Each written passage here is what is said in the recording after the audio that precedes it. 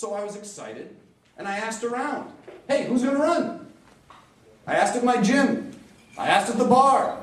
I asked at businesses. I asked my neighbors, who's it going to be? And this is what I heard. I have no idea. I really want to see change. I really want to see some new leadership. I want to see a fresh start for our city. But I don't know who it's going to be. But I think if this passes, someone will be out there. And even at the time, I started to read editorials in the New London Day saying, well, if this gets enacted, maybe there'll be somebody out there who will come forward. Somebody who's new, someone with some good qualifications, someone with some experience. And I thought to myself, that is dangerous. That's risky. Because now we as a community would be turning over so much power to one person with no idea who this might be. And as someone who studies and teaches urban law and policy, I know that strong mayor forms of government across the country are rife with corruption. Many, many, many strong mayors only leave office when they voluntarily retire or when they suffer a federal criminal conviction and are forced out. So I said to myself, you know, if we're going to get someone new in here, if we're going to get a good quality person, if this office is created, the best chance to do it is going to be right there in that first election. That will be the chance. But I was torn because I knew the risks and I knew the dangers of creating this position. So on election day, I go to the polls, I vote for all the other candidates, and I get to the question of whether or not to have the mayor. I paused. I honestly did. Sitting there in the booth, my cousin who's a poll worker is waiting to talk to me, and I'm still sitting in the booth. And finally I paused, I said a brief prayer to myself, and I voted yes. I voted yes because I love New London, and because I know that this is the chance. This is the one way that that Renaissance city could really emerge. It was a leap of faith. And I had no idea if me and my friends that I'd talked to were alone, if we were the minority. I didn't know what would happen. But I voted yes, I turned in my ballot, and I went home. Well, later that night, I checked in to see how the governor's race was doing, because I'd supported Mr. Malloy. I thought he would be great for our city. And that race, as we all know, went on late into the night. So finally I got bored with the television, opened up my computer to check email, and I said, let me go to theday.com and see what happened to that charter question. And I was shocked. Shocked, not only to see that it passed, but that it passed overwhelmingly. Overwhelmingly. By a vote of 3-1. 3-1. And I said, my God, me and my friends, me and my neighbors, we're not alone. We're not the minority. We are the vast majority of the people of New London who are calling out for change and calling out for new leadership. But I thought, now someone has to answer this call. And I've been asking around, and I haven't heard any names. And if somebody new is going to come into this thing, boy, oh boy, it's not going to be easy. They're going to have to start now. They're going to have to work hard. They're going to have to get going right away, or this thing will be over before the people get a chance to vote.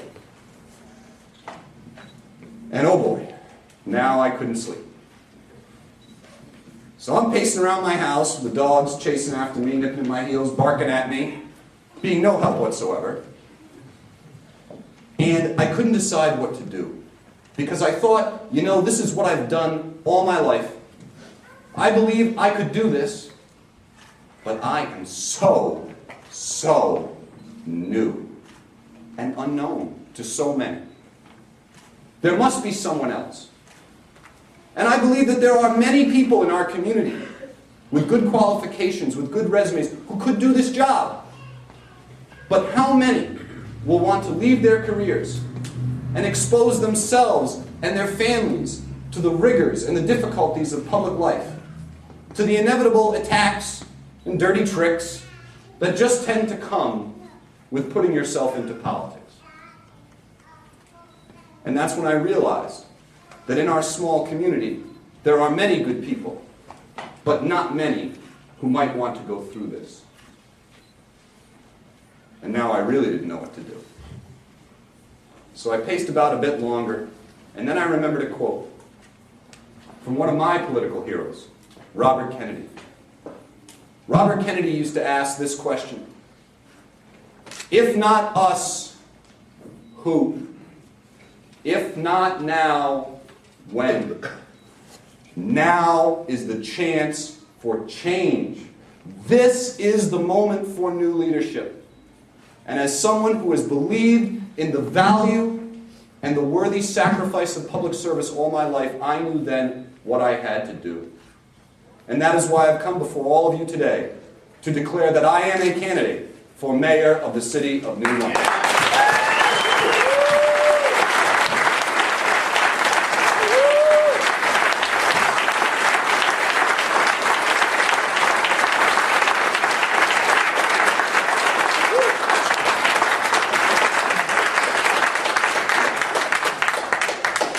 But I will tell you, it is not enough to love your community, to have a good resume, or to have good ideas. We are not just looking as a community for a good person. We are looking for a good plan. Which is why today I have not just come here to announce my candidacy, but to release a detailed plan for how we get from where we are to that Renaissance city that I know waits for us in our future. So today I am releasing what I have called a vision for New London, which is a detailed, comprehensive plan for our future. But this plan is not intended to be an end to the conversation, but only a beginning. Because for a true comprehensive plan to work for a community, we all need to be part of the process. Which is why in the months ahead, this campaign will be holding town halls every month on every single subsection of this plan. I will be going door to door and business to business to talk to every single New Londoner, to get your input, to hear your ideas, and yes, to respond to your criticisms. Healthy criticism is good, because that process will turn what today begins as a vision for New London into our vision for New London.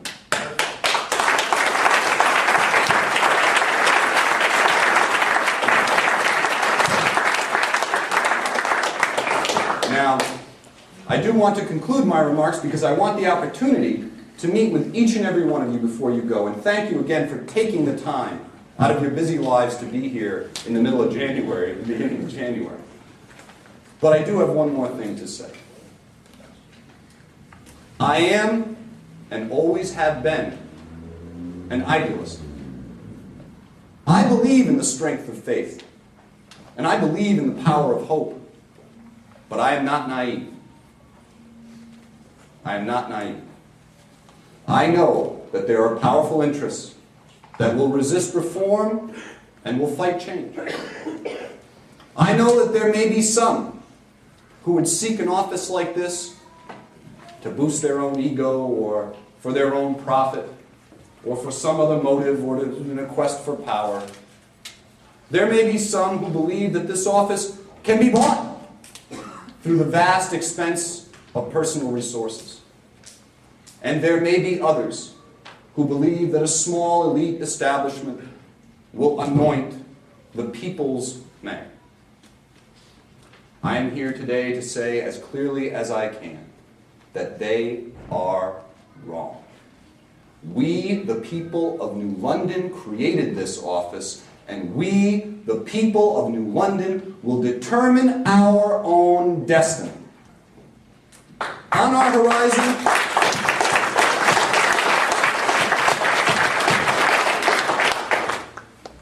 horizon, that Renaissance city is waiting for us.